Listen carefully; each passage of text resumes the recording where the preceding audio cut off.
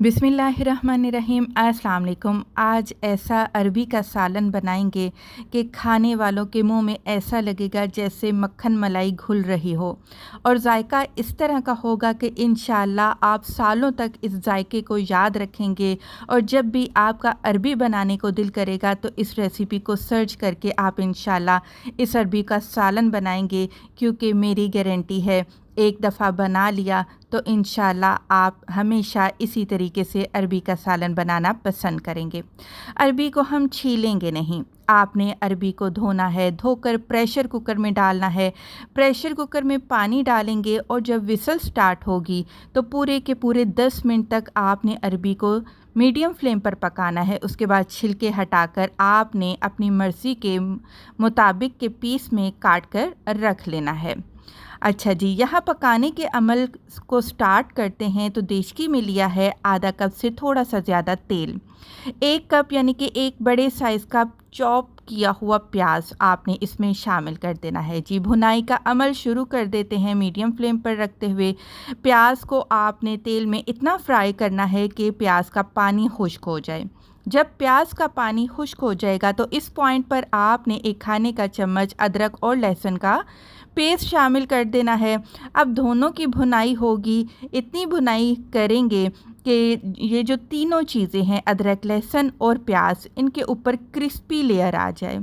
जब आप देखें कि जो इनका कलर है वो लाइट गोल्डन हो चुका है, प्याज क्रिस्पी हो चुके हैं, यहाँ पर ऐड करेंगे जी टमाटर का पेस्ट।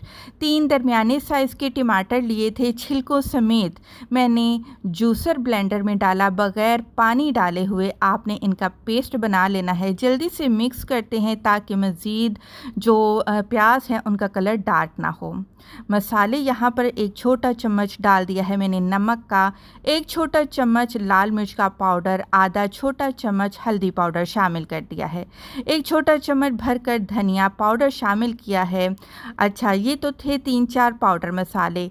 आपको कुछ ऐसे मसाले भी बताऊंगी कि इंशाअल्लाह जो अरबी का जायका और खुशबू है वो 2 गुना हो जाएगी।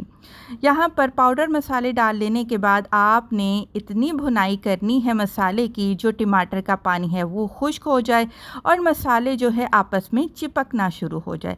उसके बाद थोड़ा थोड़ा सा पानी डालते जाएंगे और मज़ीद आपने मसाले की भुनाई करनी है। तकरीबन मैंने यहाँ पर 10 मिनट तक मसाले को अच्छे से भून लिया है।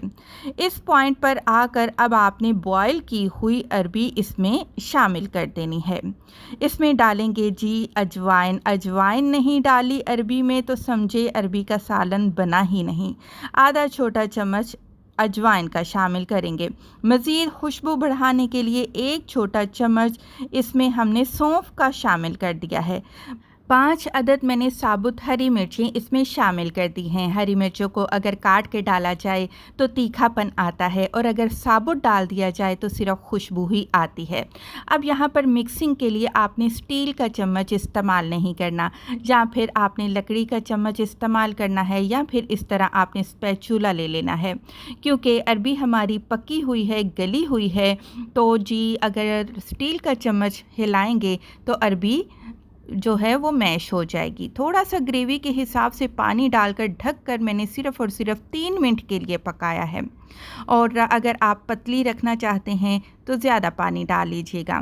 बारीक कटा हुआ हरा प्याज शामिल कर देंगे। हरा प्याज नहीं डालना चाहते तो आप इसमें धनिया भी शामिल कर सकते हैं। खाने से पहले अरबी पर लीमू डालना हरगिज़ ना भूलिएगा।